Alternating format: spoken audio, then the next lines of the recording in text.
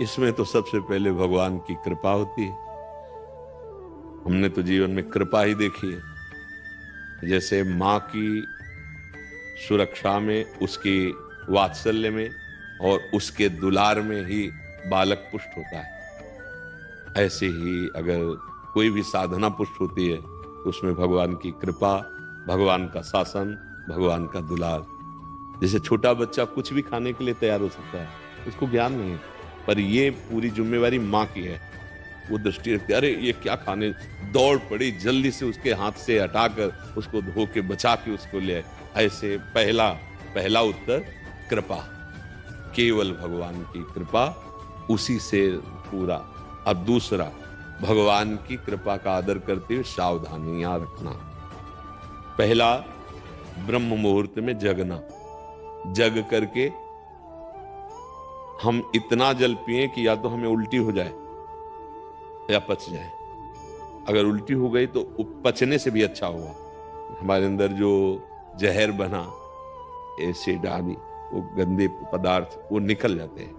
ये ब्रह्मचर्य के लिए बहुत आवश्यक, वो शीतलता प्रदान करता है। ब्रह्म मुहूर्त में बिना कुल्ला किए, वो जैसे तांबे के पात्र में 1 लीटर जल रख ले, रात भर रखा रहा, उसे पीजिए, तो वो बहुत आपको उसमें ब्रह्मचर्य में। और इसके बाद थोड़ा टहलिए, वज्रासन में बैठ के, फिर शौच जाइए, फिर स्नान कीजिए, जरूरी है। और फिर आधा घंटा व्यायाम कीजिए, कठोर व्यायाम, जैसे दंड बैठक, ऐसे। फिर आधा घंटा आसन कीजिए, जो योगिक आसन है। फिर अपनी दिनचर्या में उतर जाइए। विद्यार्थी हैं तो विद्यार्थी, और भी गृहस्थी के जो कार्य, खान पान, विशेष खट्टी चीज, कोई नशे वाली चीज या बहुत अधिक मीठा या बादी चीजें, ये ब्रह्मचर्य को नष्ट कर देती हैं। सावधानी, कब्ज न बनने पावे। कब्ज बने तो मृदु उपचार से उसको हटावे। जैसे अब एकदम बाजार से मिला चूर्ण ऐसा, वो नहीं, मृदु उपचार। जैसे ईसबगोल की भूसी है, छोटी हर है, उसको मिला लो, 1 चम्मच हो, 1 चम्मच हो, और 10 दिन बराबर लो। वो आपकी आंतों को धीरे से, अगर कोई बहुत ही तीव्र औषधि पाली तो वो पेट तो साफ करेगी, लेकिन ब्रह्मचर्य को भी हटा देगी। वो इतनी हीट पैदा करेगी, जो कब्ज से हीट पैदा हुई थी, बहुत संभालने की जरूरत होती है। अगर व्यायाम नहीं है और आसन नहीं है और दिनचर्या ठीक नहीं, आहार ठीक नहीं, तो भूल जाए कि कोई ब्रह्मचर्य नैष्ठिक, 10-20 दिन वो बात अलग है, नैष्ठिक ब्रह्मचर्य के लिए। अब जो उसके विरोधी भाव हैं, जैसे मोबाइल है, उसे गंदी बातें देखोगे, कभी ब्रह्मचर्य नहीं रह सकते। जैसे गंदे मित्रों का संग करोगे, कभी ब्रह्मचर्य नहीं रह सकते।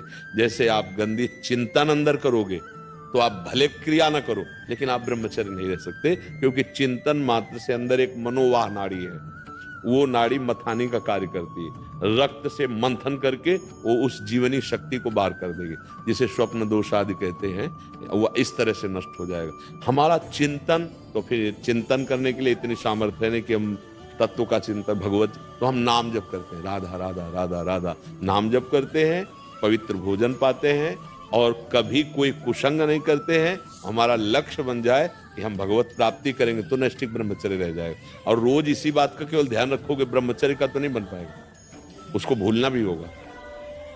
वो एक साइड में चल रहा है, हम गलतियों पर सावधानी रखे हुए हैं, लेकिन हमारा लक्ष्य भगवत प्राप्ति रहेगा, तब चल पाएगा। नहीं, अहंकार शुरू हो जाएगा, अब उस अहंकार में ही काम, क्रोध, लोभ, मोह, मद मत्सर प्रहार करेंगे, आप गिर जाएंगे। लक्ष्य भगवत, और बड़े से बड़े तप और साधन का विस्मरण, उसका अहम ना आने पावे, उसकी स्मृति ना आने पावे, तो फिर हम बहुत आजीवन चल जाएगा, ब्रह्मचर्य चल जाएगा। पर ये गृहस्थी में रहकर आजीवन ब्रह्मचर्य रहना थोड़ा कठिन है, क्योंकि उसमें रिश्ते, नातेदार, व्यवहार आदि में जाना, उठना, बैठना, लोक व्यवहार, फिर ब्रह्मचर्य रह पाना बहुत कठिन होता है। जो हम जैसे वातावरण में रहते हैं, जैसा दृश्य देखते हैं, बहुत सावधानी, तब धीरे धीरे धीरे फिर क्या होता है, ब्रह्मचर्य जो वीर शक्ति ऊर्ध्वगामी हो जाती है, वो पचने लगती है। अब वो जब ऊर्ध्वगामी हो गई तो फिर अधा पतन की कोई गुंजाइश नहीं रह जाती। पर ये बहुत कठिन है, बहुत कठिन। तो जितना बन सके संयम से रहो, और अगर आपको लगे कि हमारा मन नहीं टिक पाएगा, तो विवाह करके गृहस्थी में उसमें भी चला जाए तो भगवत प्राप्ति ही होती है।